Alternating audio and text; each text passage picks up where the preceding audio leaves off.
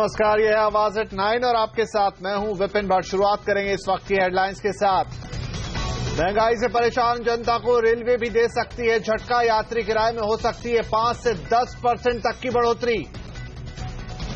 लेकिन घर खरीदारों के लिए खुशखबरी है, 5 लाख में पूरा हो सकेगा घर का सपना। परिवहन मंत्री नितिन गडकरी ने कहा, सस्ते घर की योजना पर काम कर रही है सरकार।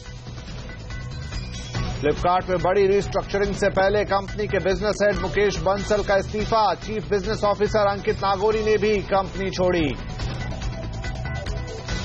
थम नहीं रही है बाजार की गिरावट। सेंसेक्स 21 महीने के निचले स्तर पर पहुंचा। बैंकिंग शेयरों में भारी दबाव। दिल्ली के दिल को साफ करने के लिए फिर से चलेगा ऑड इवन। केजरीवाल कल करेंगे ऐलान, नई शर्त हो सकती है लागू। डिफरेंशियल प्राइसिंग के नियमों की अनदेखी करने वालों को टीआरएआई की कड़ी चेतावनी। टेलीकॉम कंपनियों से डेटा प्लान की समीक्षा के लिए कहा। लेकिन फ्री बेसिक्स पर रोक लगाने पर भड़का फेसबुक। कहा, इससे अंग्रेजों के राज में ज्यादा अच्छा था भारत।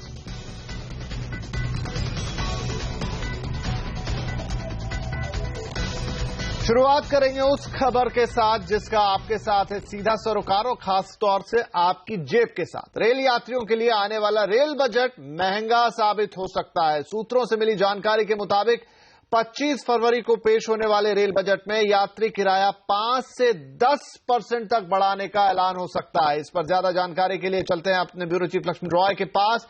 लक्ष्मण, क्या वजह है कि इस रेल बजट में एक बार फिर से रेल किराया बढ़ाने की बात हो रही है और वो भी 10% तक?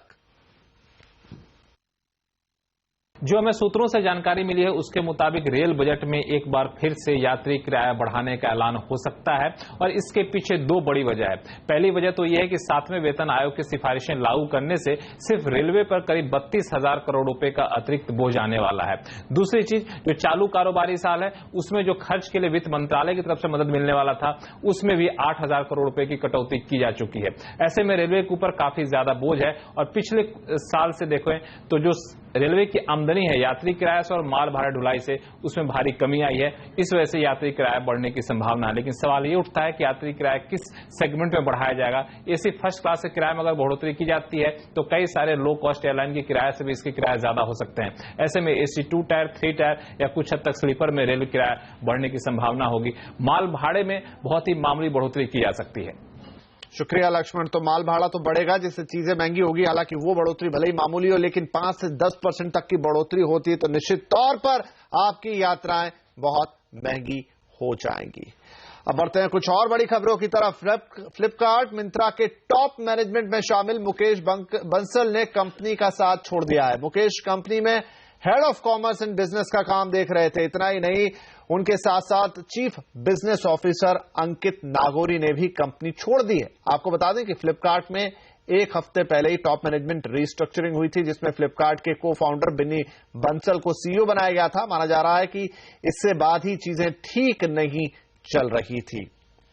तो कौन थे मुकेश बंसल, क्या रोल था उनका? मुकेश बंसल फैशन और लाइफस्टाइल पोर्टल मिंत्रा के फाउंडर रहे हैं। साल 2014 में जब फ्लिपकार्ट और मिंत्रा का मर्जर हुआ था तब उन्हें टॉप मैनेजमेंट में जगह दी गई थी। ये डील $375 मिलियन में हुई थी। इस डील के बाद मुकेश बंसल को टॉप मैनेजमेंट में शामिल किया गया था। मुकेश आईआईटी कानपुर और आईआईटी गुवाहाटी के ग्रेजुएट हैं। हालांकि टॉप मैनेजमेंट से 2 बड़े इस्तीफे के बाद फ्लिपकार्ट का कहना है कि मुकेश कंपनी के सलाहकार बने रहेंगे। वहीं अंकित फ्लिपकार्ट के साथ मिलकर नए स्पोर्ट्स वेंचर में भूमिका निभाएंगे। तो यहां पर फ्लिपकार्ट के अंदर एक बड़ी कहें उठापटक हो रही है और दूसरी तरफ ऑनलाइन कंपनियां और रिटेल, जिसे हम ऑफलाइन रिटेल कहें या ब्रिक और मोर्टार रिटेल कहें, वहां पर मुकाबला तेज हो रहा है। और ऐसे में जब मुकेश कंपनी छोड़ेंगे तो शायद फ्लिपकार्ट के लिए और भी बड़ी दिक्कतें हो सकती हैं। तो किस तरह का मुकाबला हो रहा है इन कंपनियों के बीच, ये हम आपको बुलेटिन में आगे बढ़ाएंगे। लेकिन उससे पहले एक और बड़ी खबर की तरफ चलते हैं। और इस खबर को आप क्या कहेंगे कि रस्सी जल गई लेकिन बल नहीं गया। जिस हिंदुस्तान में सारी दुनिया को कारोबार नजर आता है, आईटी से लेकर शिक्षा और क्रिकेट से लेकर अंतरिक्ष तक में जिस देश का लोहा पूरी दुनिया मानती है, उसे एक शख्स ने खारिज कर दिया है। क्यों? क्योंकि इस देश की सरकार ने जनाब की कंपनी की बात नहीं मानी। फ्री बेसिक्स पर टीआरएआई के फैसले के बाद फेसबुक के बोर्ड मेंबर मार्क एंडरसन ने ट्वीट किया है कि फ्री बेसिस पर रोक लगाकर टीआरएआई ने यह जता दिया है कि भारत में हालात अंग्रेजों के शासन से ज्यादा बदतर हैं और अगर भारत अब भी अंग्रेजी शासन में रहता तो ज्यादा बेहतर होता। हम यहां ना तो ट्राई के फैसले का विरोध कर रहे हैं, ये उनका कहना है, और ना समर्थन, लेकिन मार्क के ट्वीट का समर्थन कोई नहीं करेगा। हुआ भी यही, विरोध के बाद मार्क को ट्वीट हटाना पड़ा। फिलहाल हैशटैग ईस्ट इंडिया कंपनी के जरिए ट्विटर पर इन जनाब की खिंचाई चल रही है। इधर कल डिफरेंशियल प्राइसिंग पर नियमों का ऐलान करने के बाद आज टेलीकॉम रेगुलेटर टीआरएआई ने टेलीकॉम कंपनियों को चिट्ठी लिखी है। टीआरएआई ने चिट्ठी में इंटरनेट सर्विस प्रोवाइडर्स को आगाह किया है कि वो नियमों का पालन सही तरीके से करें। चिट्ठी में नियमों को सुचारू तरीके से लागू करने के लिए कहा गया है। इसके साथ ही टीआरएआई ने कंपनियों से सभी मौजूदा पैक की समीक्षा करने के लिए भी कहा है। तो हमारे सहयोगी लक्ष्मण रॉय हमारे साथ बने हैं। लक्ष्मण, क्या कहा है यहां पर इन कंपनियों को चिट्ठी में, और ये नौबत क्यों आई? मुझे भी ये बड़ा आश्चर्य लगा। मैंने पूछा भी अपने सूत्र से कि जब आपने नोटिफिकेशन जारी कर दिया, पब्लिक डोमेन में है, तो फिर चिट्ठी लिख क्यों रहे हैं? तो जो उनकी बातचीत से ऐसा लगा कि टीआरआई को भी इस बात का अंदेशा है कि इस नोटिफिकेशन को धता बताने के लिए इसके जो कहीं कहीं ग्रे एरिया या फिर जो एग्जम्पशन दिए गए हैं उसका फायदा उठा करके कुछ चालाकी कर सकती हैं टेलीकॉम कंपनियां, और कुछ ऐसे प्रोडक्ट लॉन्च कर सकती हैं जो डिफरेंशियल प्राइसिंग के नियम को सीधे तौर पर तो नहीं अनदेखी कर रही हूं, लेकिन हो सकता है कि अपना फायदा उठाना चाहती हूं। इस वजह से एहतियातन टीआरएआई ने चिट्ठी लिखी सभी टेलीकॉम कंपनियों को और कहा कि आपने जितने प्रोडक्ट अब तक लॉन्च किए हैं उसकी समीक्षा करिए नियम के आधार पर, और अगर कोई प्रोडक्ट लॉन्च करने वाले भी हैं तो उसकी भी समीक्षा करिए, और अगर किसी भी तरीके से ये नियम की अनदेखी करती है तो उसको मत लॉन्च करिए, उसको वापस लीजिए। तो लक्ष्मण, जो मैं पूछ रहा था, आखिर ऐसा क्या हो गया कि चिट्ठी लिखनी पड़ी? कल नियमों का ऐलान हुआ, लेकिन आज चिट्ठी लिख के बताना पड़ रहा है टीआरएआई को, कंपनियों को, कि अगर आपने कोई गुस्ताखी की तो हम सजा देंगे। इसका असर ये पड़ेगा कि जो हमने देखा कुछ खबरें भी ऐसी आई कि कुछ टेलीकॉम कंपनियां इस कोशिश में लगी हैं कि इस नियम में एक छूट ये दी गई थी कि क्लोज ग्रुप नेटवर्क में आप कोई मुफ्त में सेवा दे सकते हैं, मुफ्त में या कम दाम पे आप कोई फ्री पैक डेटा पैक दे सकते हैं। तो इस तरह की चीजें अगर लेकर के आती हैं टेलीकॉम कंपनियां और कुछ बड़े तादाद में कंज्यूमर को क्लोज ग्रुप नेटवर्क से जोड़ लेती हैं, तो ये सीधे तौर पर नियम का उल्लंघन तो नहीं होगा, लेकिन इसकी मूल भावना का उल्लंघन होगा। तो टीआरआई के सूत्र हमें ये भी बता रहे हैं कि ऐसी हरकतों पर भी टीआरआई की सख्त नजर है। अगर सीधे तौर पर नियम का उल्लंघन ना हो, अगर इस नियम के मूल भावना के खिलाफ भी कोई प्रोडक्ट लॉन्च होता है तो हम तुरंत सख्त से सख्त कार्रवाई करेंगे, और यही शायद इस चिट्ठी के जरिए एक संकेत देने की कोशिश की गई है। जी लक्ष्मण, बहुत शुक्रिया। तो यहां पर टीआरएआई ने सख्ती के साथ कहा है कि जो नियम उन्होंने बनाए, क्लोज ग्रुप की बात हो या फिर जो इमरजेंसी सर्विस की बात कही थी, जहां पर आप डिफरेंशियल प्राइसिंग का कुछ हद तक उससे आगे पीछे हो सकते हैं, अगर वैसा जानबूझकर किया गया, चालाकी के साथ किया गया, तो टीआरएआई की नजर उस पर रहेगी और वो उस पर कड़ी कार्रवाई कर सकता है। आगे बढ़ते हैं और अब हम बात करेंगे मार्केट की, क्योंकि खराब ग्लोबल संकेतों ने बाजार को एक बार फिर तोड़कर रख दिया है। सेंसेक्स और निफ्टी 21 महीने के निचले स्तर पर चले गए हैं, वहीं बैंक निफ्टी 19 महीने के निचले स्तर पर बंद हुआ है। बाजार का पूरा हाल जानने के लिए हम बात करेंगे सीएनबीसी आवाज के मार्केट एडिटर अनिल सिंघवी से। अनिल, आज बाजार का बहुत बुरा हाल रहा, लगातार जारी है, लेकिन अगर आज की बात करें तो कमजोरी की वजह क्या रही? देखिए, बाजार में लगातार कमजोरी होती दिख रही है, और कमजोरी का आज सबसे बड़ा कारण यह था कि कल के सेशन में एफआईज की तरफ से दमदार बिकवाली के आंकड़े आए, कैश मार्केट में भी और वायदा कारोबार में भी, जिससे मूड ज्यादा खराब होता हुआ दिखा। इसके साथ ही हम उम्मीद करते हैं कि घरेलू फंड थोड़ी खरीदारी करेंगे, लेकिन कल उनकी तरफ से भी 250 करोड़ का छोटा ही सही लेकिन बिकवाली का आंकड़ा आया, यानी कि अब वो भी यहां पर सहारा नहीं दे रहे। अब बाकी का मूड बिगाड़ने का काम किया कमजोर नतीजों ने, और खासतौर से बैंकिंग शेयरों के। पीएनबी के कल नतीजे कमजोर आए, इलाहाबाद बैंक और बाकी बैंक्स भी खराब नतीजे देते हुए नजर आ रहे हैं, उससे भी इस सेक्टर पर काफी दबाव पड़ा और बाजार पर भी। अब कच्चे तेल में फिर से जो गिरावट आती दिख रही है और रुपया जो कमजोर होता हुआ दिख रहा है, वो भी मूड बिगाड़ने का काम कर रहा है। ग्लोबल मार्केट्स कमजोर थे ही कल, अमेरिका और आज सुबह एशिया, लेकिन हालांकि रिकवर हुए दोपहर के बाद यूरोप के बाजार, लेकिन इतने वॉलेटाइल मार्केट्स पर भारतीय बाजार भरोसा नहीं कर रहे हैं, तो ग्लोबल मार्केट्स के भी संकेत खराबी है। इन सब के चलते तेज बिकवाली हुई।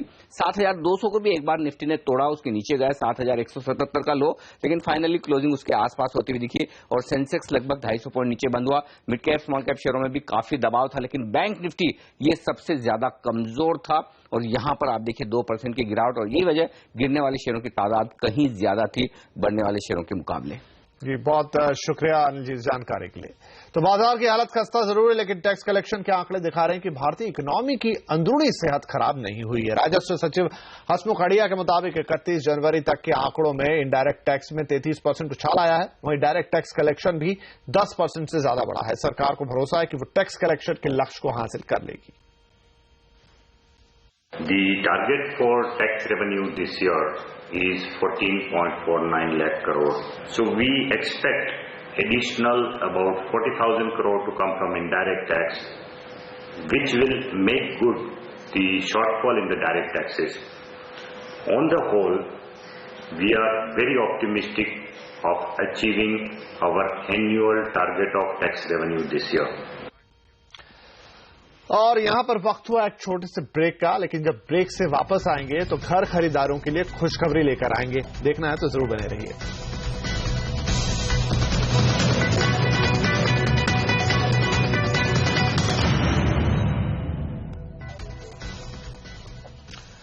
आवाज एट 9 में खबरों के सिलसिले को आगे बढ़ाते हैं। ऑड इवन का सिलसिला एक बार फिर से दिल्ली में शुरू हो सकता है। कल इस पर दिल्ली सरकार को फैसला लेना है। आज इस मसले पर दिल्ली सरकार की कैबिनेट की बैठक हुई। सरकार इस बार नई शर्तों के साथ पॉलिसी का ऐलान कर सकती है। ज्यादा जानकारी के लिए अब हमारे साथ मौजूद है दिल्ली से हमारे संवाददाता रोहन सिंह। रोहन, इस बार क्या नई शर्तें जुड़ेंगी और अगर ये आया तो क्या ट्रायल बेसिस पे होगा या फिर ये लंबा चलेगा? इस बार भी 15 दिनों के लिए ही आएगा। 2 तारीखों पर ज्यादा सहमति दिख रही है, 15 अप्रैल या 1 मई। सरकार बोर्ड एग्जाम्स के बाद इस नियम को लाना चाहती है जिससे छात्रों को बहुत ज्यादा दिक्कत ना हो। आज की जो बैठक हुई उसमें इसको लेकर किए गए सर्वे के नतीजों पर चर्चा हुई। कल जब तारीखों का ऐलान होगा उसके साथ इस सर्वे के नतीजे भी बताए जाएंगे और सूत्र बताते हैं कि लगभग 80% लोगों ने ऑड इवन की वापसी की बात कही थी और सरकार कल ये भी दावा करेगी कि ये तो लोग चाहते थे इसलिए हम इसे वापस ला रहे हैं। एक प्रस्ताव ये भी है कि हर महीने 15-15 दिन के लिए ऑड इवन की पॉलिसी लाई जाए। तो कुल मिला के कल सरकार मन तो बना ही चुकी है ऑड इवन को लाने का। कल सिर्फ एक आधिकारिक घोषणा होनी है कि कब ये आएगा। जब लोगों से सर्वे किया गया तो कई लोगों ने जो छूट के नियम है उनको बदलने की बात कही थी, कुछ विशेष कैटेगरीज को और इंक्लूड करने की बात कही गई थी और कुछ कैटेगरीज को हटाने की बात कही गई थी। इस बार जब पॉलिसी आएगी तो वो भी हम इस पॉलिसी में देख सकते हैं। जी रोहन, बहुत शुक्रिया। तो एक बार फिर से दिल्ली में ऑड इवन लाने की तैयारी है, लेकिन दिल्ली में भले ही ऑड इवन का फॉर्मूला दोबारा लागू होने पर बात चल रही है, लेकिन कार कंपनियां पर्यावरण को लेकर जागरूक नहीं दिख रही है। सीएससी यानी centre for science and environment ने 15 बड़ी कार कंपनियों के मॉडल की समीक्षा की है। सीएससी का कहना है कि इस बार ऑटो एक्सपो में ऑटो कंपनियों का पूरा फोकस डीजल कारों पर ही रहा। ऑटो एक्सपो में 2000 सीसी डीजल इंजन के करीब 27% गाड़ियां पेश की गई, वहीं 53% मॉडल डीजल इंजन की उतारे गए। डीजल कारों से हो रहे प्रदूषण से पर्यावरण को नुकसान तो हो ही रहा है, साथ ही लंग कैंसर का खतरा भी बढ़ रहा है। और अब घर खरीदारों के लिए एक बड़ी खबर, सरकार कम कीमत में स्मार्ट घर देने की तैयारी कर रही है। 5 लाख रुपए में अपना घर लेने का सपना पूरा किया जा सकता है। ये योजना सरकार जल्द ही लाने का सोच रही है। हैरानी की बात यह है कि हमारे देश में सिर्फ 1% ही ऐसे लोग हैं जो 10 लाख से ऊपर के घर खरीद सकते हैं। परिवहन मंत्री नितिन गडकरी का कहना है कि सस्ते घर की स्कीम से 30% से ज्यादा लोगों को फायदा होगा। स्मार्ट सिटी योजना में पहले 20 शहरों के ऐलान के बाद इसके लाइन ऑफ एक्शन पर हलचल शुरू हो गई है। इस बीच मुंबई में सरकार की सहयोगी संस्था smart city council of India ने तीसरा स्मार्ट सिटी समिट ऑर्गेनाइज किया, जहां एससीसीआई ने इंडिया रेडीनेस गाइड को लॉन्च किया। इंडिया रेडीनेस गाइड में दुनिया भर से 80 केस स्टडीज हैं जो कि स्मार्ट सिटी प्रोजेक्ट में सरकार के लिए काफी मददगार साबित होंगी। इंडिया की स्मार्ट सिटी जहां जहां हुई हैं, ऐसी स्मार्ट सिटी सोल्यूशन जो हुई हैं, स्मार्ट सिटी तो नहीं हुई है, पर जो सोल्यूशन जहां जहां अपनाए गए हैं और जो सक्सेसफुल हुए हैं उनके बारे में वर्णन है और 40 करीब ग्लोबल है। तो उस प्रकार से हर म्यूनिसिपैलिटी उनसे उनको एक एग्जाम्पल मिलेगा कि हम भी इस चीज को फॉलो कर सकते हैं। तो चलिए अब हम एक बार फिर से बात करते हैं रिटेल की और उससे टक्कर हो रहे ऑनलाइन की, जो हमने पहले कहा था। तो यहां ऑनलाइन और रिटेल कंपनियों की जंग और तेज होती जा रही है। एक तरफ घटती बिक्री से परेशान रिटेल कंपनियों के अच्छे दिन लौट रहे हैं, तो दूसरी तरफ ऑनलाइन कंपनियों का बुरा वक्त ऐसा लगता है कि शुरू हो गया, क्योंकि वहां पर बिक्री का ग्राफ नीचे आ रहा है। ऑनलाइन रिटेल और रिटेल कंपनियों के बीच कांटे का मुकाबला हो रहा है। एक तरफ ऑनलाइन रिटेल पर डिस्काउंट कम हो रहे हैं तो दूसरी तरफ रिटेल स्टोर्स पर लोगों की भीड़ फिर से बढ़ने लगी है। दिसंबर तिमाही में रिटेल कंपनियों की बिक्री 4 साल में सबसे ज्यादा रही है। इस तिमाही में शॉपस्टॉप, फ्यूचर लाइफस्टाइल, फैशन रिटेल जैसी बड़ी कंपनियों की बिक्री 15% से ज्यादा बढ़ी है। एक सीजन पुराना या 2 सीजन पुराना माल आपको डिस्काउंट में मिल रहा है। आपको अगर ये दिमाग में आ गया तो आप हमेशा ये सोचेंगे कि फ्रेश मर्चेंडाइज के लिए आप फिजिकल स्टोर में जाएंगे। हर ऑनलाइन प्लेयर की वो P&L कभी प्रॉफिटेबल नहीं हो सकती अगर ये डिस्काउंटिंग मॉडल ही अपना के रखेंगे। हमारा मानना है कि आज वो कस्टमर एक्विजिशन के लिए स्ट्रेटेजी अडॉप्ट कर रहे हैं। लॉन्ग टर्म में उनको कस्टमर एक्विजिशन का मॉडल चेंज करना पड़ेगा। दूसरी तरफ भारी डिस्काउंट मॉडल के कारण ऑनलाइन कंपनियों का घाटा बढ़ता जा रहा है। 2014 में फ्लिपकार्ट, स्नैपडील और अमेजॉन को 5,052 करोड़ रुपए का घाटा हुआ। फ्यूचर ग्रुप के किशोर बयानी का कहना है कि ऑनलाइन कंपनियों की मुश्किलें आगे और बढ़ जाएंगी क्योंकि डिस्काउंट वाला मॉडल लंबे समय के लिए नहीं चलने वाला। लेकिन फ्लिपकार्ट के को फाउंडर सचिन बंसल इस बात से सहमत नहीं है। All of us will be passing on those more discounts actually to the customers, especially at Flipkart. So I don't think the trend of discounting changing. आलम ये भी है कि अब डिस्काउंट मॉडल को लेकर ऑनलाइन कंपनियों के बीच भी जुबानी जंग शुरू हो गई है। आई थिंक 2016 एक बहुत ही पिवटल ईयर होगा ई कॉमर्स के लिए इंडिया में, क्योंकि जैसे जो अदर प्लेयर्स हैं जो प्राइवेटली फंडेड हैं वो लोग उनकी प्राइसिंग चेंज करते हैं, कूपनिंग, डिस्काउंटिंग रिड्यूस करते हैं, तो देखना पड़ेगा कि उनका बिजनेस को क्या इम्पैक्ट होता है।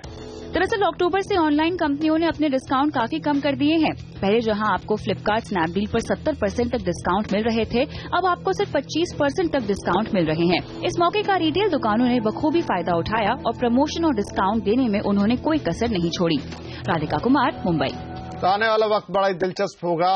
ऑनलाइन रिटेल और स्टोर रिटेल का मुकाबला कहां जाता है और ग्राहकों का इसमें कहां फायदा होता है, देखना दिलचस्प होगा। लेकिन दूसरी बड़ी खबर, यूवी ग्रुप के चेयरमैन विजय माल्या ने एक और बड़ा डिफॉल्ट कर दिया और इस डिफॉल्ट से डियाजियो को झटका लगाया। विजय माल्या को स्टैंडर्ड चार्टर्ड बैंक को करीब $13.5 करोड़ का पेमेंट करना था। 29 जनवरी को इसकी दूसरी डेडलाइन थी, लेकिन माल्या पेमेंट नहीं कर पाए। इससे पहले मई 2015 में बैंक को पेमेंट करने में माल्या डिफॉल्ट कर चुके हैं।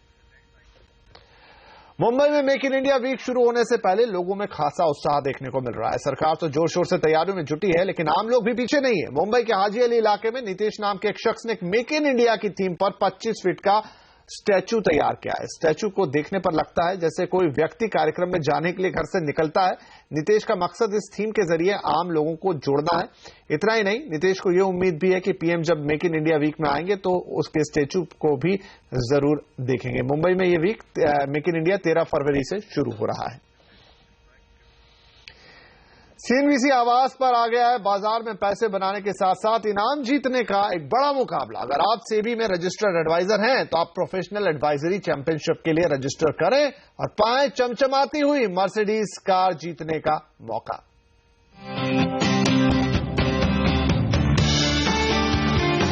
सेबी में रजिस्टर्ड प्रोफेशनल इन्वेस्टमेंट एडवाइजरों के लिए आ रहा है एक सुनहरा मौका। प्रोफेशनल एडवाइजरी चैंपियनशिप यानी PAC सिर्फ सीएनबीसी आवास पर आपको मिलेगा इस चैंपियनशिप का पूरा ब्यौरा और शानदार इनाम जीतने का मौका। ये है एक मुकाबला इंट्राडे ट्रेडिंग कॉस्ट देने वाले एडवाइजरों के लिए। ये मुकाबला इक्विटी, कमोडिटी और करेंसी 3 मोर्चों पर एक साथ चलेगा। तीनों के अपने अपने मुकाबले होंगे और हर रोज सबसे जबरदस्त कॉल देने वाले एडवाइजर को मिलेंगे शानदार डेली प्राइज। चैंपियनशिप जीतने वाले यानी कि प्रोफेशनल चैंपियन के लिए इंतजार कर रही है एक चमचमाती मर्सिडीज कार। हर कैटेगरी में चैंपियनशिप में हिस्सा लेने के लिए जरूरी है कि आप सेबी से रजिस्टर्ड इन्वेस्टमेंट एडवाइजर हो। इसके बाद आपको proadvisorychampionship.com के रजिस्ट्रेशन पेज पर जाना है, अपना ब्यौरा भरकर रजिस्ट्रेशन करवाना है और आप इस चैंपियनशिप में हिस्सा लेने के लिए तैयार हैं। चैंपियनशिप का पहला सीजन 21 अप्रैल से 22 जुलाई तक चलेगा और सबसे बड़ी बात यह है कि इस चैंपियनशिप में हिस्सा लेने के लिए आपको कोई भी फीस नहीं देनी है। आप भी शो में शामिल हो और जीत सकते हैं चमचमाती हुई मर्सिडीज बेंज कार। आवाज एट 9 में आज के लिए इतना ही। कल आपसे फिर मुलाकात होगी, तब तक के लिए नमस्कार।